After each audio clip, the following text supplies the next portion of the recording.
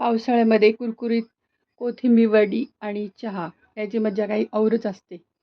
चला मैत्रिणींनो, नमस्कार. मी दीपाली देवयानी किचनमध्ये तुमच्या सगळ्यांचं स्वागत आहे. खूप खूप स्वागत आहे.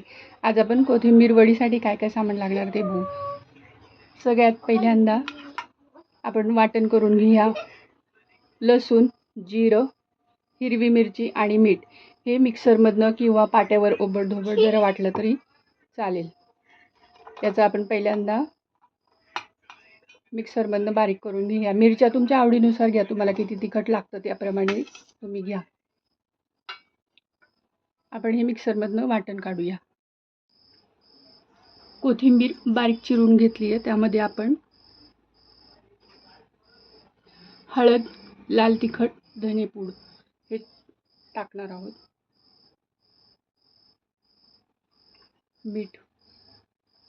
मीठ सुद्धा चवीनुसार.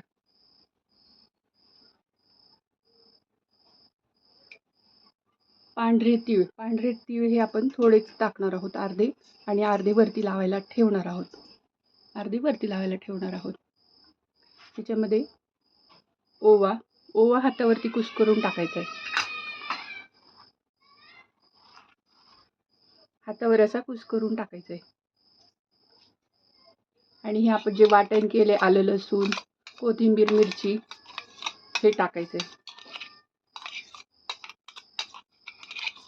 ह्याच्यामध्ये आपण हिरव्या मिरच्या टाकलेल्या आहेत 4 ते 5, त्यामुळे लाल तिखट आपल्या प्रमाणातच टाकायचं आहे. जेवढे तुम्हाला तिखट हवं असेल तेवढंच टाकायचं आहे. मी इथे 2 चमचे टाकलेलं आहे. आणि हिंग टाकायचं, थोडंसं हिंग. पहिल्यांदा हे सर्व एकत्र एकजीव करून घ्यायचं आहे. कोथिंबीर, सर्व मसाला, मीठ सगळं एकजीव करून घ्यायचं आहे आपल्याला. आणि कोथिंबीर आपण चिरून घेतली आहे. जर ओली असेल तर त्याला कमी पाणी लागेल. कोथिंबीर धुवून थोडी पाणी निथळूनच मग चिरायची आहे. सर्व मिश्रण एकजीव केल्यानंतर आपण ह्याच्यामध्ये बेसन पीठ टाकणार आहोत.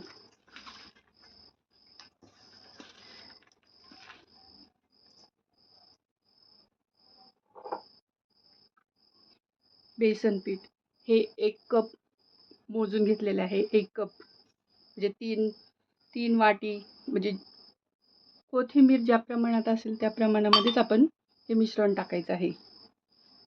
हे सर्व एकजीव करून घ्यायचे असं.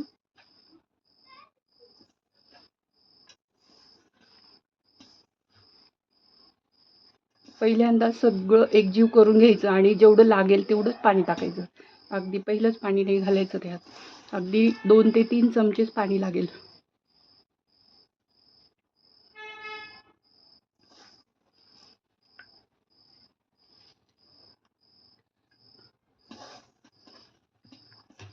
तुम्ही लगेचच पाण्यातून काढून कोथिंबीर निथळून थोडंसं करणार असाल तर पाणी सुद्धा लागणार नाही ह्याच्यामध्ये.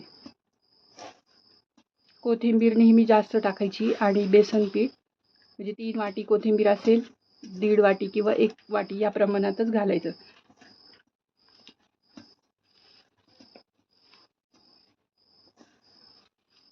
पाणीच नाही लागलं मला तर.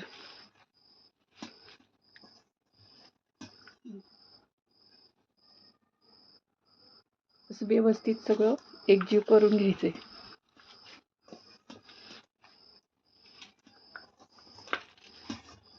एकही थेंब पाणी नाही लागलं मला.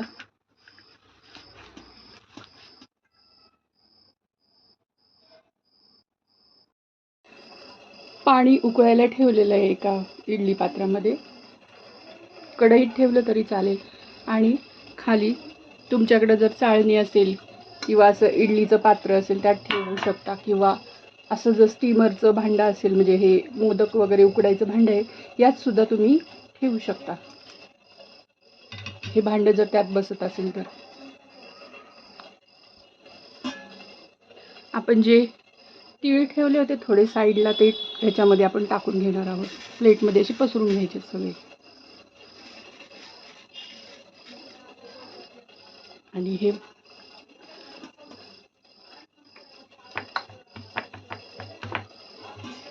थापून घ्यायचं हे सगळं थोडं मिश्रण व्यवस्थित.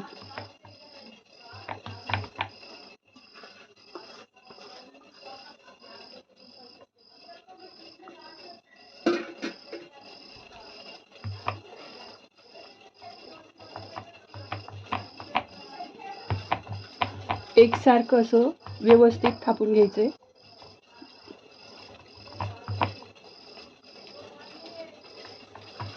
किंवा याचे रोल सुद्धा तुम्ही करू शकता. रोल करून सुद्धा तुम्ही ठेवू शकता.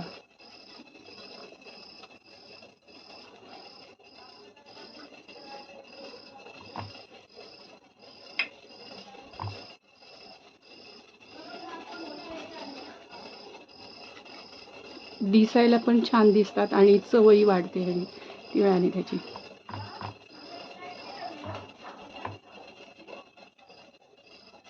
आणि हे आपण 10 मिनिटं उकडण्यासाठी ठेवून देणार आहोत.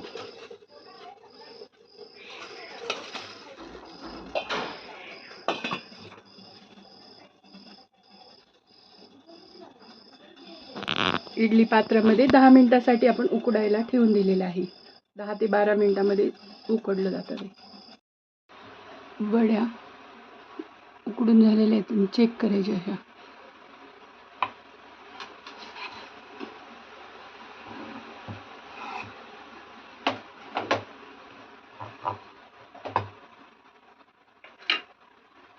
कापून घेऊया.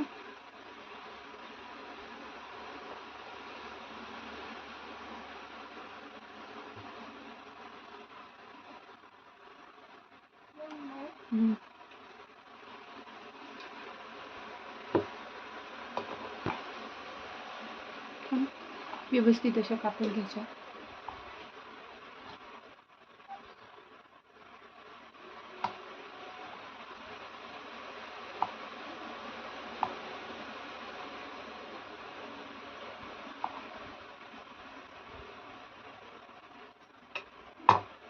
याप्रमाणे सर्व कापून घ्यायच्या आणि तेल ठेवलेल्या कढईमध्ये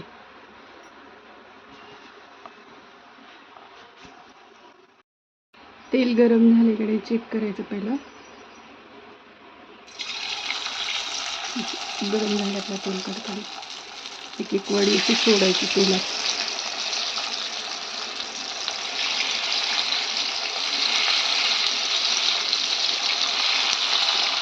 तेलात डीप फ्राय करायचं नसेल तर शॅलो फ्राय करायचं आपण.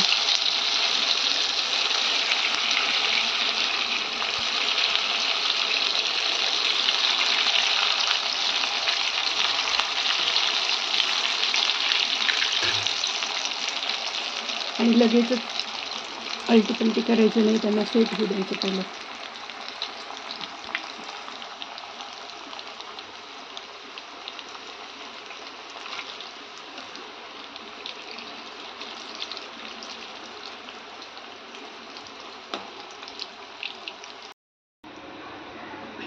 याप्रमाणे वड्या सगळ्या तळून घ्यायच्या आहेत. आणि उरलेले जर आपण फ्रीजमध्ये सुद्धा असे काढून ठेवल्या तर त्या सुद्धा 8 दिवस टिकतात. आपल्याला हवे तेव्हा आपण तळून घेऊ शकतो. कशा वाटल्या ते नक्कीच सांगा.